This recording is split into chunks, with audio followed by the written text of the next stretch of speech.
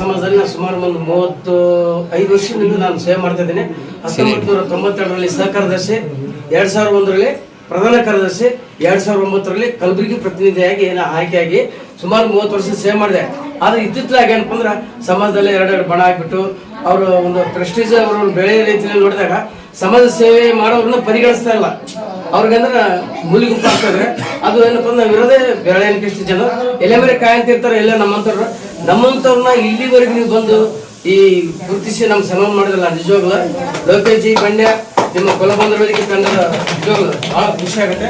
ಹಾಗೇನೆ ಶಿವಕುಮಾರ್ ಮಧುಗಿರಿ, ನಾಗರಾಜ್ ಎಸ್ ಮಂಗಲವಾಡ, ಆಮೇಲೆ ನಮ್ಮ ವಿಶ್ವಣ್ಣ, ಆಮೇಲೆ ರಂಜಿತ್ ಸರ್, ಮತ್ತೆ ಕೃಷ್ಣ ಸರ್, ದಯಾನಂದ್ ಸರ್, ಧನ್ಯವಾದ.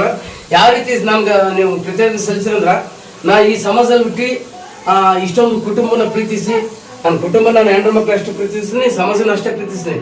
ಹಾಗಾಗಿ ಇಲ್ಲಿವರೆಗೆ ಏನಪ್ಪ ಅಂದ್ರೆ ಬಂದು ನಮ್ಮನ್ನ ನೀವು ಗೌರವಿಸಿ ಎಷ್ಟನೇ ಸಂಚಿಕೆ ಬಂದ್ರೆ 110 ಎಲ್ಲಾ ವೇದಿಕೆ ನಾನು ಮಾತಾಡ್ತಿದ್ದೆ, ಎಲ್ಲರ ಬಗ್ಗೆ ಮಾತಾಡ್ತಿದ್ದೆ.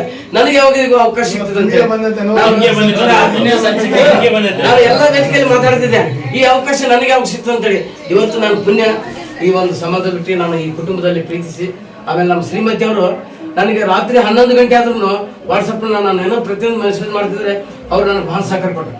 ನಿಜವಾಗ್ಲೂ ಇವತ್ತು ನಾನೇನಿದ್ದೀನಲ್ಲ ಇದು ಅವ್ರ ಪುಣ್ಯ ಅನ್ಬೇಕು. ಅವ್ರು ಕೊಟ್ಟಂತ ನನಗೊಂದು ಪ್ರೀತಿಯ ಪ್ರೋತ್ಸಾಹ. ಇವತ್ತೇನು ನನ್ನ ಅಭಿನವ ಭಾರ್ಗವ ಡಾಕ್ಟರ್ ಪಾರ್ವತಿನ ಕರ್ಜಿ ಡಾಕ್ಟರ್ ವಿಷ್ಣುವರ್ಧನ್ ಜಿಯವರ ಏಳಿಗೆಗೆ ಕೀರ್ತಿಗೆ ಕಾರಣೀಭೂತರಾದಂತ ಭಾರತಿ ಮೇಡಮ್ ಅವರು ನಿಮ್ಮ ಕೀರ್ತಿಗೆ